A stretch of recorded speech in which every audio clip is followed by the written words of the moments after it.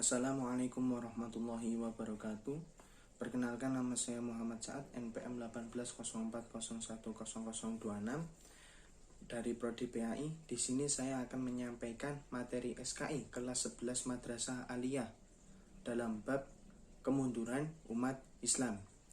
Nah, kemunduran umat Islam ini dikarenakan 6 sebab. Yang pertama yaitu karena umat Islam sudah tidak lagi mempraktekkan ajaran Islam yang termuat dalam Al-Quran dan Sunnah. Yang kedua, umat Islam terpecah belah dan tidak mau menjadi satu. Yang ketiga, umat Islam lebih cinta terhadap dunia ketimbang takut mati. Nah, yang keempat, kemunduran umat Islam karena ketidakmandiriannya di bidang ekonomi.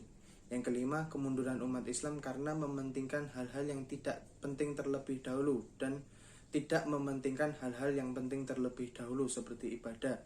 Dan yang keenam, kemunduran umat Islam dikarenakan tidak menemukan hal-hal yang bermanfaat.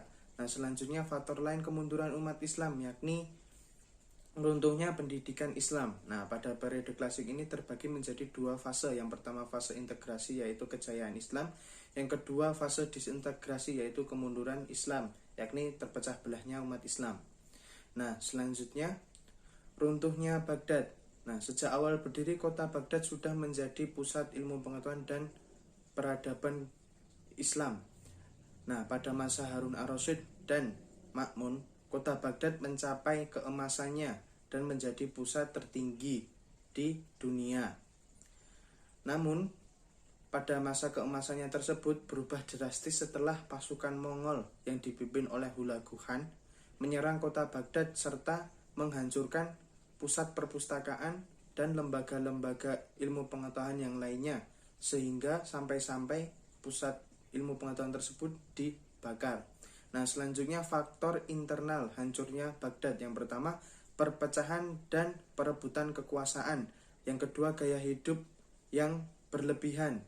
Yang ketiga, khalifah hanya sebagai lambang saja. Yang keempat, perpecahan yang disebabkan oleh madhab.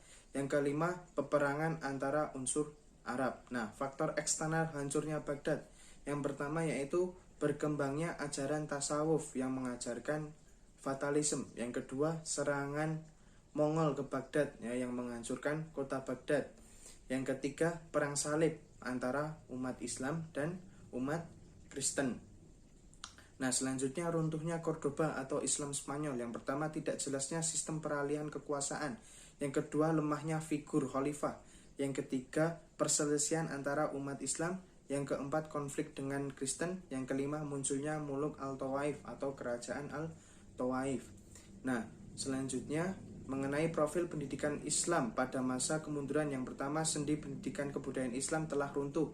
Yang kedua, musnahnya lembaga-lembaga pendidikan Islam. Yang ketiga, musnahnya buku-buku ilmu pengetahuan Islam. Yang keempat, berkembangnya taklid, bid'ah, dan khurafat. Yang kelima, munculnya pendapat pintu ijtihad telah tertutup. Nah, mungkin itu saja dari saya. Bila ada salah, saya mohon maaf. Syukran ala ihtimam wal istima'i minkum. Wassalamualaikum warahmatullahi wabarakatuh.